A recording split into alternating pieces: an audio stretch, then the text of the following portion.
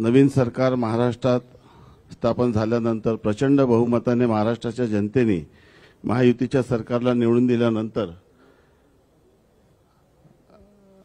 आता मंत्रिमंडळाचा विस्तार देखील नागपूर येथे झालेला आहे आणि या अधिवेशनाच्या संदर्भात माननीय उपमुख्यमंत्री महोदय पत्रकारांना संबोधित करतील अशी मी त्यांना विनंती करतो।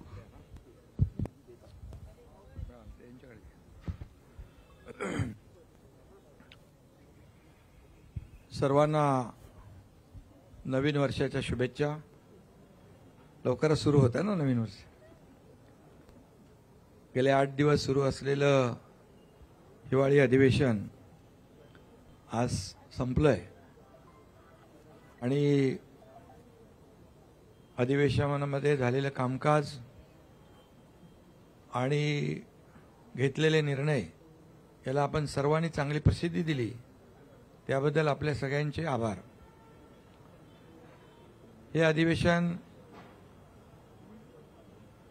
आशिष म्हणाला नव्याने सरकार स्थापन झालंय, पण आमचं महायुतीचं सरकार कंटिन्यू झालंय। टीम तीच आहे, मॅच नवीन आहे ना। आणि देवेंद्रजींच्या नेतृत्वाखाली मुख्यमंत्री म्हणून कामकाज सुरू झालंय महायुती सरकारचं आणि अधिवेशन देखील अतिशय यशस्वीपणे पार पडलेलं आहे। कमी कालावधी असला तरी सुद्धा सरकारने ठरवलेलं कामकाज, निर्धारित केलेलं कामकाज पूर्ण झालं। 17 विधेयकं मंजूर झाली। त्या विधेयकांमध्ये अनेक महत्त्वाची विधेयकं होती। कारागृह सुधारणा, प्राचीन स्मारके आणि इतरही महत्त्वाची त्या बाबतीमध्ये मुख्यमंत्री महोदय बोलतील अशी महत्त्वाची विधेयकं देखील मंजूर झाली। पुरवणी मागण्या मंजूर झाल्या 35,788। ज्या योजना आमच्या सरकारने जाहीर केल्या होत्या, लाडकी बहीण योजना असेल, अन्नपूर्णा योजना असेल, बळीराजा वीज सवलत असेल, इतरही ज्या योजना आहेत, या सुरू ठेवण्यासाठी जी आर्थिक तरतूद लागते ती तरतूद देखील पुरवणी मागण्यांमध्ये मंजूर केली। लाडकी बहीण योजना आणि इतर योजना ज्या आहेत, आम्ही ज्या घोषणा केल्यात, ज्याची अंमलबजावणी सुरू झाल्या, त्या सर्व योजना जशा आहेत तशा सुरू राहतील, त्यामध्ये कुठेही व्यत्यय येणार नाही। त्याचबरोबर राज्यपालांचं अभिभाषण सभागृहात त्याच्या बाबतीत चर्चा झाली। राज्यपालांचे आभार देखील मानले आणि मुख्यमंत्री महोदयांनी विदर्भामध्ये अधिवेशन असल्यामुळे विदर्भातल्या अनेक प्रकल्पांना देखील आम्ही न्याय दिलेलाच आहे। यापूर्वी यापुढेही देणार। 20,000 रुपये धानाला बोनस देण्याचा निर्णय देखील मुख्यमंत्री महोदयांनी घेतला, याचं देखील समाधान आम्हाला आहे। आणि आमचं सरकार जे आहे सर्वसामान्यांचं सरकार आहे, सर्वांना सोबत घेऊन जाणारं आहे। आणि मागच्या महायुती सरकारचा जो वेग होता, जी गती होती, त्याला आणखी गती देणार, आणखी वेगाने आम्ही निर्णय घेऊ। महाराष्ट्र आता न थांबता पुढे जाणार। विरोधकांची संख्या जरी कमी असली तरी सुद्धा आम्ही त्यांच्या प्रत्येक ज्या आयुधाच्या माध्यमातून त्यांनी प्रश्न उपस्थित केले त्याला सरकारने उत्तर दिलं। महायुती सरकारने आपला शब्द देखील पाळला। या अधिवेशनाच्या काळात मंत्रिमंडळ विस्तारही झाला। विधान परिषदेचे सभापती देखील त्यांची नियुक्ती झाली आणि विशेष म्हणजे पुणे विमानतळाला जगद्गुरू संत तुकाराम महाराज यांचं नाव देण्याचा प्रस्तावही मंजूर करून केंद्राला आम्ही शिफारसही केली। फक्त एवढंच आहे की अधिवेशन विदर्भात असताना विरोधी पक्षाने विदर्भासाठी जे मुद्दे उपस्थित करायला पाहिजे ते सभागृहामध्ये ते दुर्दैवाने उपस्थित न करता पायऱ्यांवर आणि तुमच्या चॅनलसमोर जास्त प्रश्न आणि आरोप करण्यामध्ये धन्यता मांडली तरी सुद्धा ठीक आहे. आम्ही सरकार म्हणून पक्षाला देखील मान सन्मान दिलेला आहे आणि विरोधी पक्षांनी फक्त यापूर्वी जसं 2.5 वर्ष पायऱ्यांवर आंदोलन करून आमच्यावर आरोप केले, प्रत्यारोप केले, पण आम्ही मात्र आरोपाला 2.5 वर्षामध्ये आरोपाने उत्तर नाही दिलं, आम्ही कामाने उत्तर दिलं आणि म्हणूनच आम्ही काम केलं. सर्वसामान्य माणसाच्या आयुष्यामध्ये बदल घडवणारे निर्णय आम्ही घेतले. आम्ही टीम म्हणून तिघांनी काम केलं आणि लोकांच्या मनातलं सरकार आम्ही म्हणायचो, सर्वसामान्यांचं सरकार ते खऱ्या अर्थाने काय असतं हे गेल्या 2.5 वर्षात आम्ही दाखवून दिलं आणि त्यामुळेच लोकांनी आरोपाला शिव्याशाप देणाऱ्यांना घरी बसवलं आणि आम्हाला लँडस्लाईड विक्ट्री दिली, मॅन्डेट दिलं. आणि म्हणून आमची आता जबाबदारी आणखी वाढलेली आहे की मुख्यमंत्री महोदयांच्या नेतृत्वाखाली आम्ही टीम म्हणून काम करणार आणि आम्हाला काय मिळालं यापेक्षा महाराष्ट्रातल्या जनतेला काय मिळणार आहे, त्यांच्या जीवनामध्ये काय बदल होणार आहे आणि या महाराष्ट्र राज्याचा चौफेर विकास कसा होणार आहे यावर आम्ही पूर्ण फोकस करणार आहोत. आणि म्हणून विदर्भात देखील गेल्या 2.5 वर्षामध्ये अनेक सिंचन प्रकल्प असतील, त्याच्या डिटेलमध्ये मी जात नाही. पैनगंगा, नळगंगा, इतर जे काही मराठवाडा आणि विदर्भाचे सिंचनाचे प्रकल्प गेल्या 2.5 वर्षात आपल्याला माहीत आहे की मागच्या महाविकास आघाडीच्या सरकारमध्ये सिंचनाचे 2 प्रकल्पांना सुधारित प्रशासकीय मान्यता दिली होती, परंतु आमच्या महायुतीच्या सरकारमध्ये तब्बल 129 प्रकल्पांना, सिंचन प्रकल्पांना 170 झाले, त्याला मी मान्यता दिली. लाखो हेक्टर जमीन ओलिताखाली येणार आणि शेतकऱ्यांना फायदा होणार.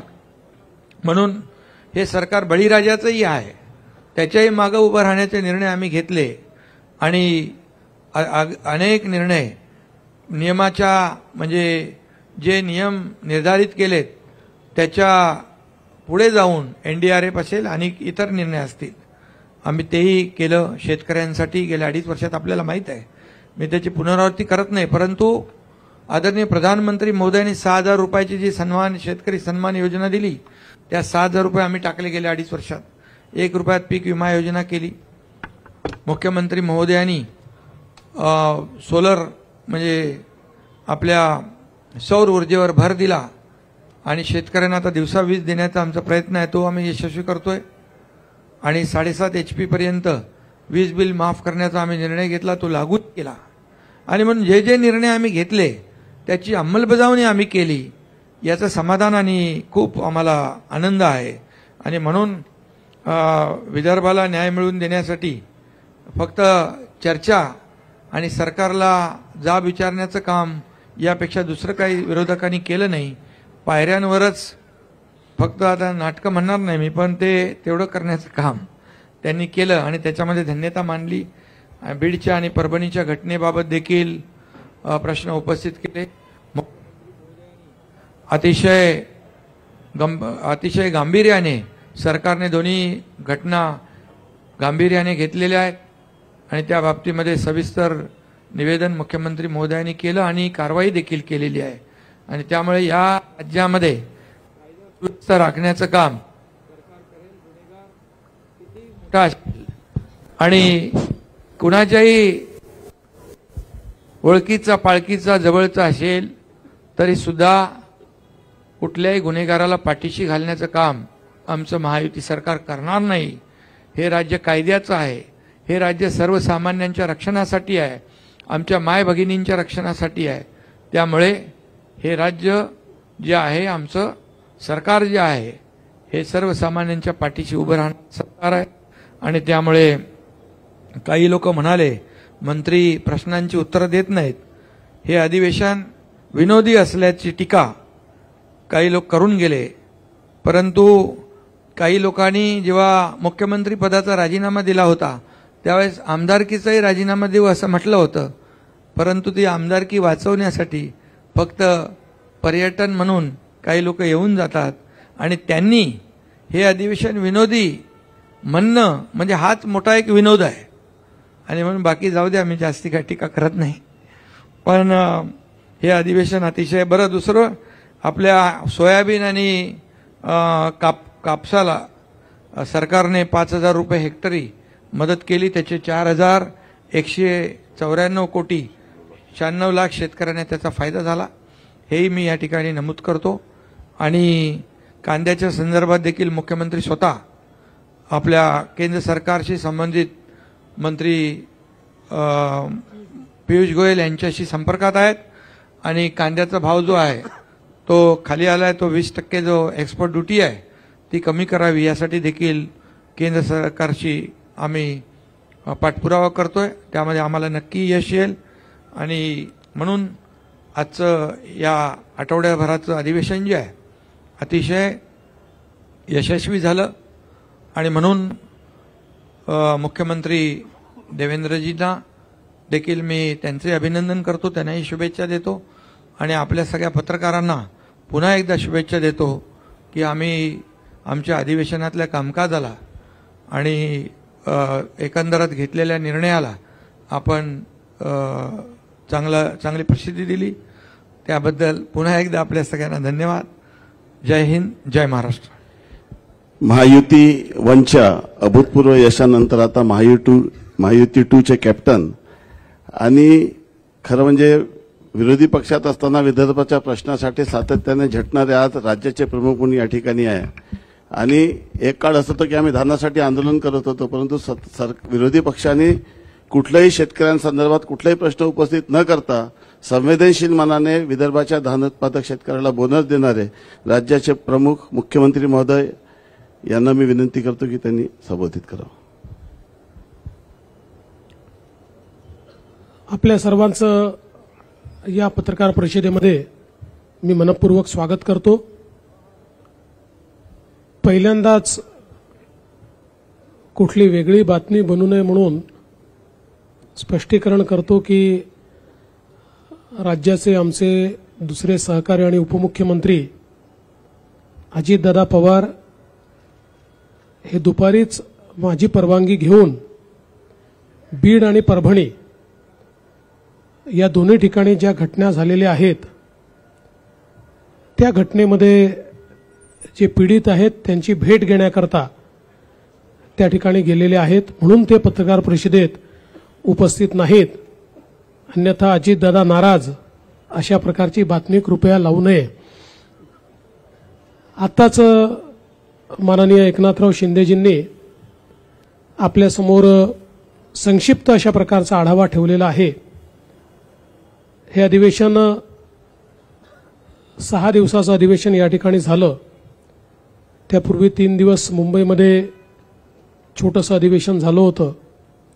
आणि आपल्याला कल्पना आहे की प्रत्येक 5 वर्षाने जेव्हा नव्याने निवडणूक होते त्यावेळी पहिलं अधिवेशन हे छोटं अधिवेशन असतं, कारण ते केवळ पुरवणी मागण्यांपुरतं अधिवेशन असतं. इतर फारसं कुठलं कामकाज त्या अधिवेशनामध्ये होत नाही. तथापि या 6 दिवसामध्ये भरगच्च अशा प्रकारचं कामकाज या अधिवेशनामध्ये राज्य सरकारने केलेलं आहे. आणि विशेषतः 17 विधेयकं मंजूर करण्याचं काम आणि चर्चेसहित म्हणजे गोंधळात नाही तर चर्चा करून 17 विधेयकं मंजूर करण्याचं काम आपण केलेलं आहे.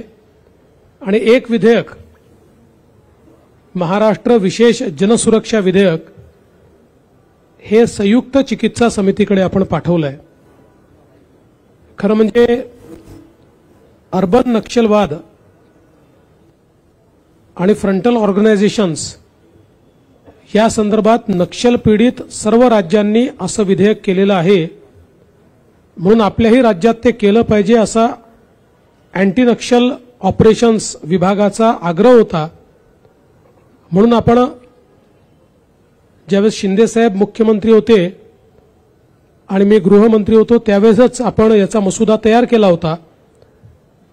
परंतु या संदर्भात अनेक अफवा पसरवण्यात आल्यामुळे त्यावेळेस आम्ही ते मांडलं नाही आणि आताही विरोधी पक्षाने कुठलीही मागणी न करता आम्हीच हा निर्णय केला की अशा प्रकारचं विधेयक मंजूर करताना कुठेतरी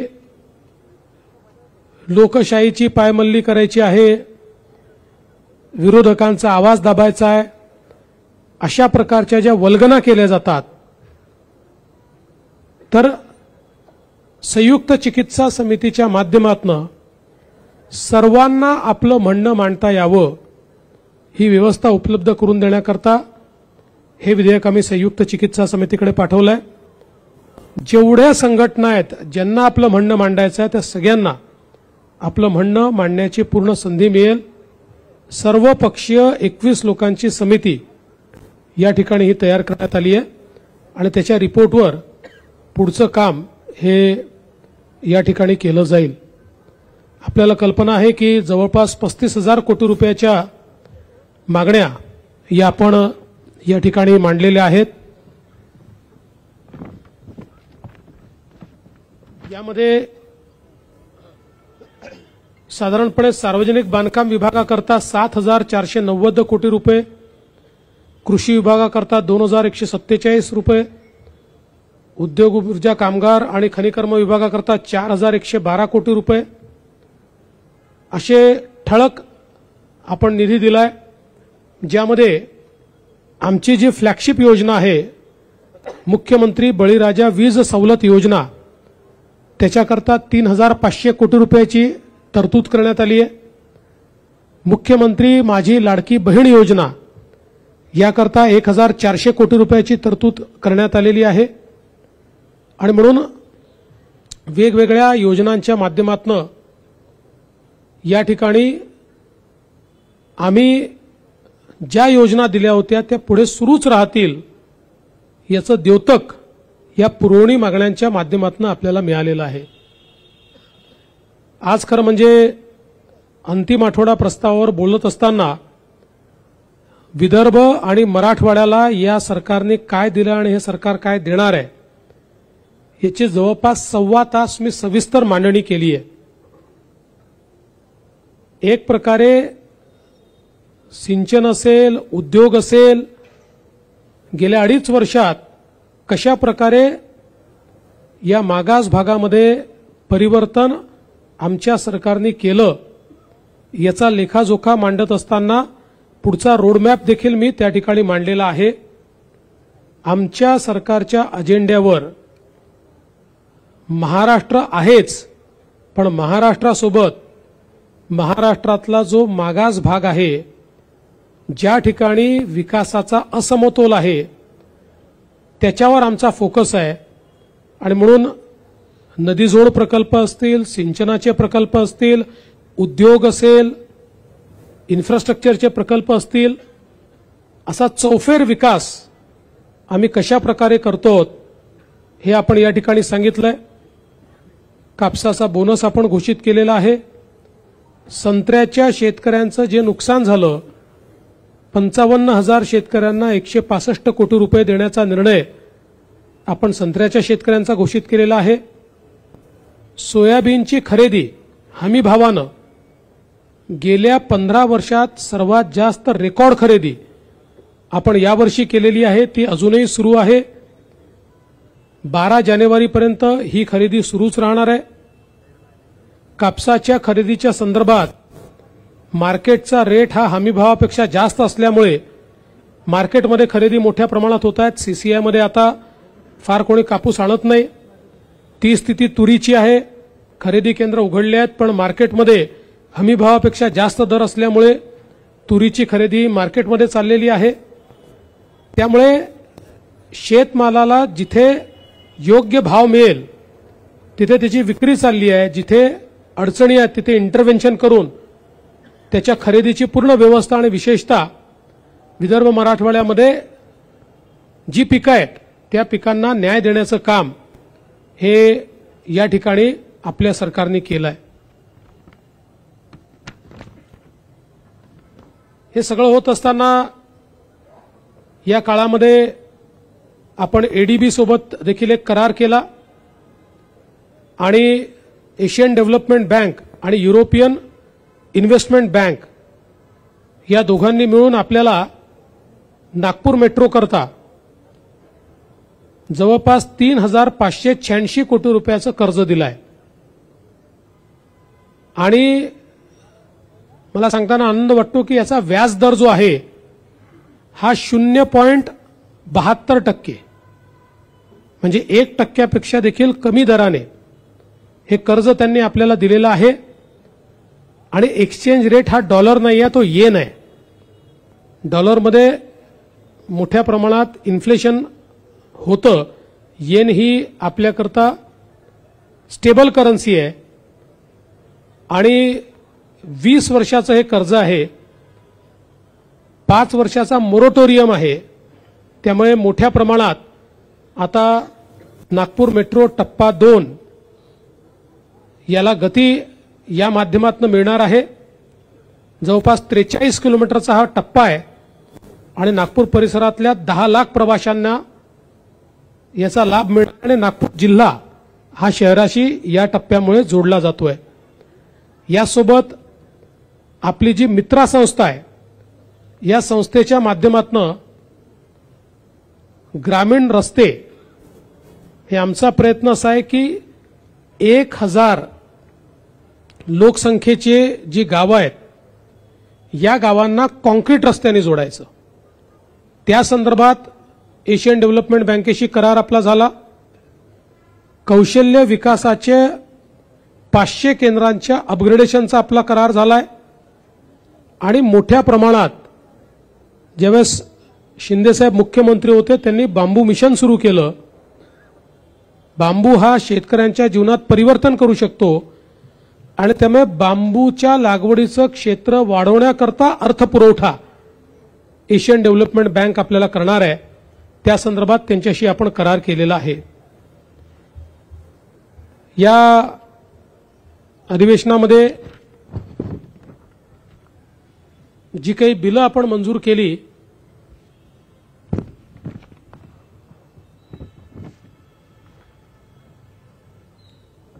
त्यातली काही बिलं अत्यंत महत्त्वाची आहेत, ज्याच्यामध्ये तुकडेबंदीच्या कायद्यामध्ये आपण परिवर्तन केल्यामुळे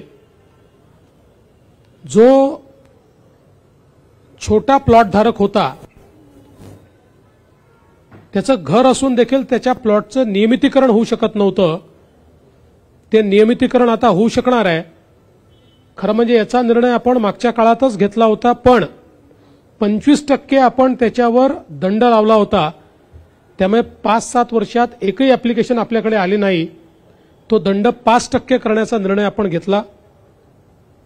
महाराष्ट्र राज्य कौशल्य विद्यापीठ जे आहे या विद्यापीठाला रतन टाटांचं नाव देण्याचा कायदा हा आपण या ठिकाणी मंजूर केलेला आहे.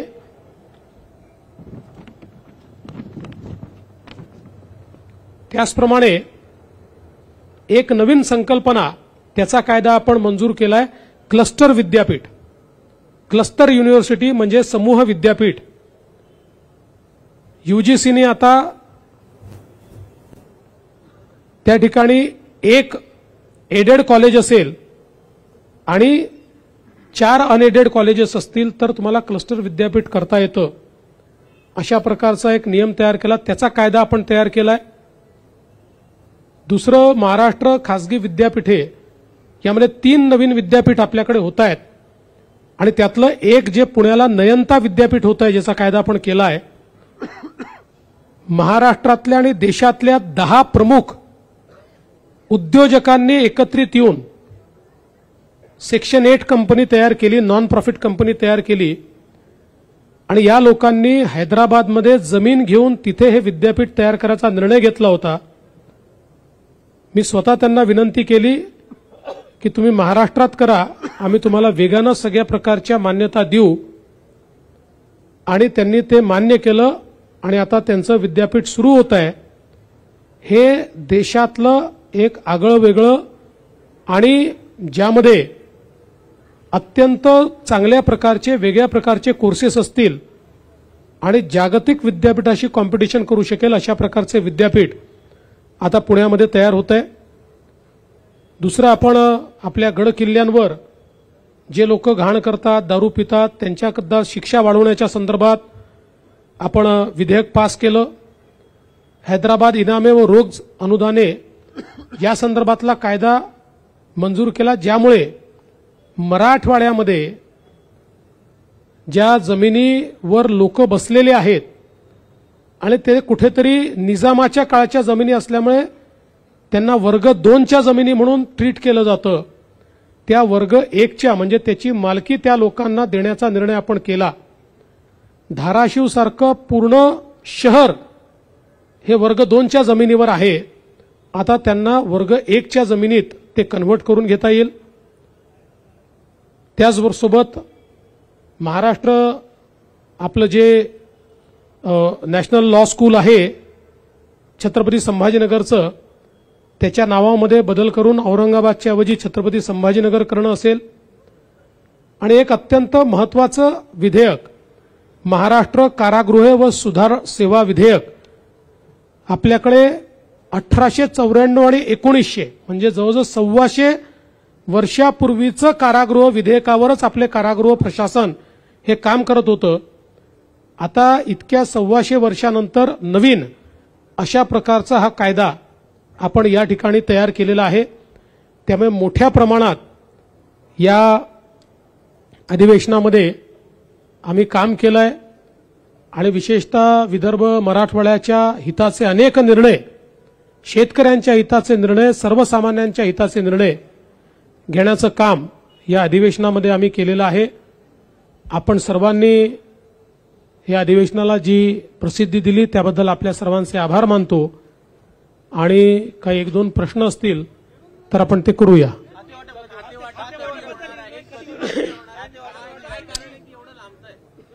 खाते वाटप लवकरच होणार आहे. लवकरचचा अर्थ ते आजही होऊ शकतं किंवा उद्या सकाळी देखील होऊ शकतं. नागपूरशी संबंधित 2 प्रश्न आहे. नागपुरात अधिवेशन होते आहे. भारतामध्ये असं एकही शहर नाही जिथे 4-4 विकास प्राधिकरण काम करतात. नागपूर एकमेव शहर आहे जिथे महामेट्रो आहे, NMRD आहे आणि नागपूर सुधार प्रन्यास आणि महानगरपालिका. मागच्या टर्ममध्ये तुम्ही नासुप्रा बरखास्त करण्याचं हे केलं होतं, मात्र आमदार नितीन राऊत पालकमंत्री बनल्याबरोबर उद्धव ठाकरे सरकारमध्ये नासुप्राला पुनर्जीवित करण्यात आलं. यावेळेस ते नासुप्रा पुन्हा बरखास्त होणार का? विचाराधीन आहे, त्या संदर्भात योग्य निर्णय करू. मुंबईची राष्ट्रीय महत्वाचा प्रश्न आहे. बेस्ट जगावी यासाठी मुंबई महानगरपालिकेने बेस्ट प्रशासनाला सांगितलेलं आहे की तुम्ही निधी आमच्याकडे मागू नका, सरकारकडे निधी मागा. सरकारची बेस्ट बसवण्यासाठी भूमिका काय असणार? बेस्ट ही मुंबईची लाईफलाईन आहे. अनेक मुंबईकरांना ती सेवा देते. एकनाथराव शिंदे साहेब जेव्हा मुख्यमंत्री होते तेव्हा बेस्टला बसेस घेण्याचा निर्णय देखील आपण केलेला आहे. मोठ्या प्रमाणात नवीन बसेस घेण्याकरता ऑर्डर देखील प्लेस केलेली आहे. आणि बेस्ट ही नीट चालली पाहिजे याकरता राज्य सरकारही मदत करेल आणि महानगरपालिकेलाही मदत करायला सांगेल.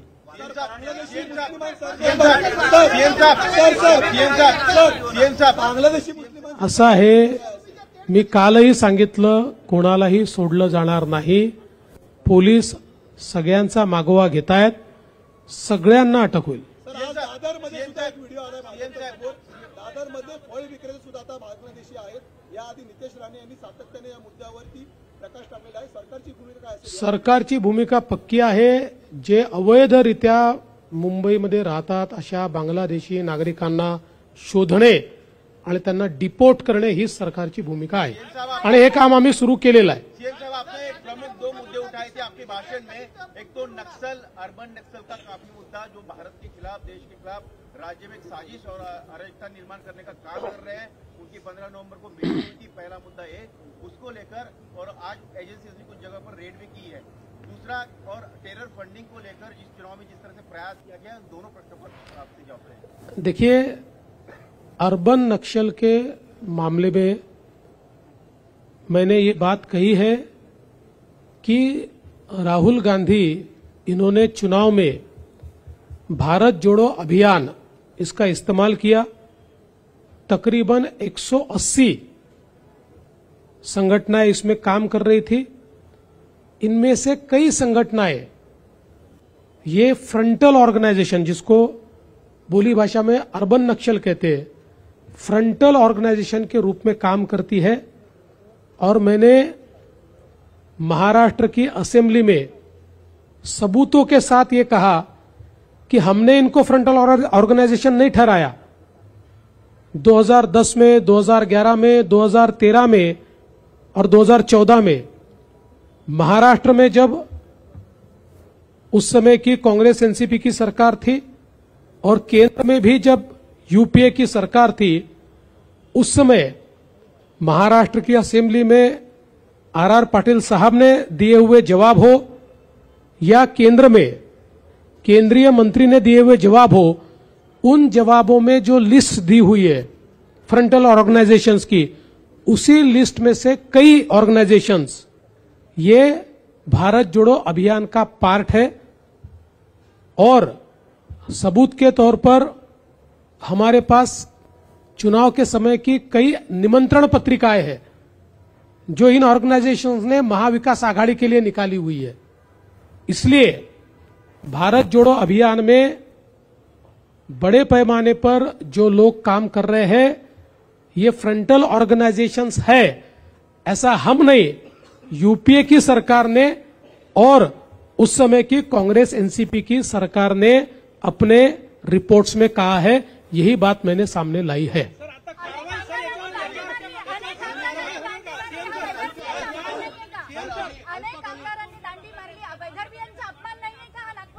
विचार करेंगे उसका।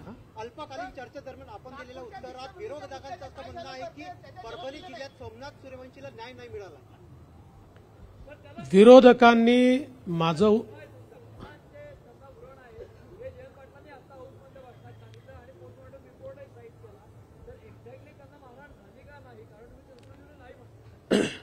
मला असं वाटतं की माझं भाषण जयंत पाटलांनी नीट ऐकलं असतं तर हे प्रश्न त्यांनी निर्माण केले नसते। मी 3 गोष्टी सांगितल्या। पहिली गोष्ट, 2 वेळा मॅजिस्ट्रेट समोर मॅजिस्ट्रेटनी त्यांना विचारलं तुम्हाला मारहाण झाली आहे का? त्यांनी सांगितलं नाही। ही पद्धत असते, विचारावं लागतं। ते मॅजिस्ट्रेटनी त्यांना ते नोंदवावं लागतं, ते नोंदवून ठेवलेलं आहे। ते जेव्हा पोलीस कस्टडीमध्ये होते तेव्हा पोलीस कस्टडीतले सगळे सीसीटीव्ही फुटेज आहेत, कुठलाही टाइम लॅग नाही आहे त्याच्यामध्ये, कुठेही त्यांना मारहाण झाल्याचं दिसत नाही।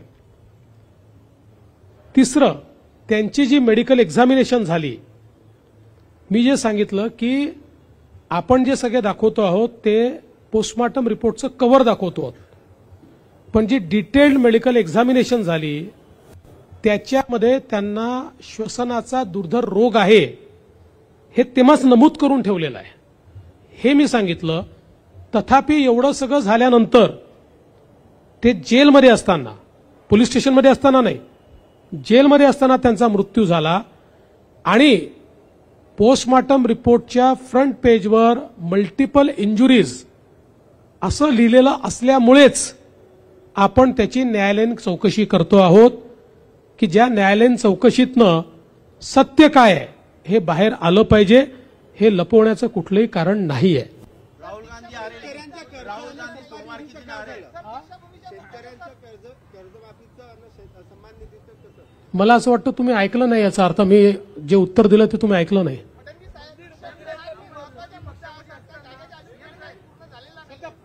फ्रंटल संघटना आहे त्याच्यावर कारवाई करणार आहे का सरकार? आता नाही, असं आहे की त्या संदर्भातल्या काही याच्यावर मागच्याही काळात कारवाई झालेली आहे, काही यूएपीएच्या माध्यमातून काही कारवाई झालेली आहे, त्यामुळे जिथे आवश्यकता असेल तिथे कारवाई होईलच। सर काठमांडू में सर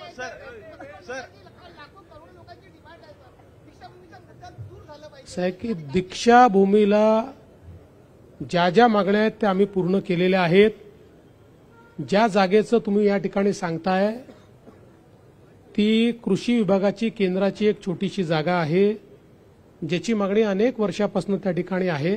आम्ही केंद्राला विनंती केलेली आहे की ती जागा त्यांनी द्यावी.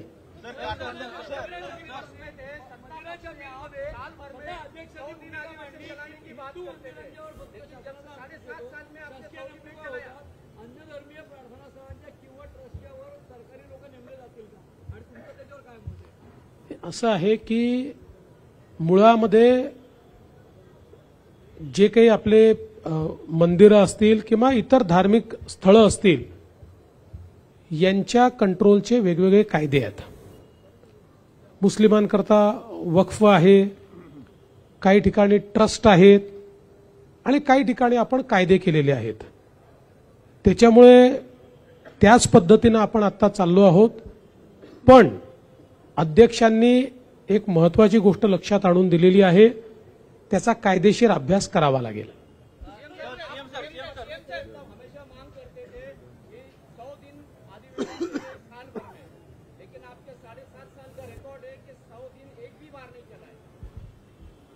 सौ दिन नहीं चला, लेकिन पिछली सरकारों के तुलना में सबसे ज्यादा दिन हमने चलाया. और प्रॉब्लम तो ये है कि विरोधी पक्ष के लोग पहले दिन मांग करते कि 2 हफ्ते और बढ़ाया जाए, और जब 2 हफ्ते हो जाते हैं तो आधे बेंचेस विरोधी पक्ष के खाली होते हैं. हमको प्रॉब्लम आता है कि कोरम जितने भी लोग वहां उपस्थित नहीं होते. तो हमने तो हमेशा प्रयास किया और आगे भी हमारा प्रयास रहेगा. और मैं आज भी आपको बताता हूं, हमारे 7 सालों का हिसाब निकालिए. उद्धव जी ने तो चलाया ही नहीं, तो 3 दिन चलाते थे. लेकिन हमारे 7 सालों का हिसाब निकालिए, देश के किसी भी विधानसभा से ज्यादा, किसी भी विधानसभा से ज्यादा हमने महाराष्ट्र की विधानसभा चलाई. चला चला, सगळ्यांचे फार फार धन्यवाद.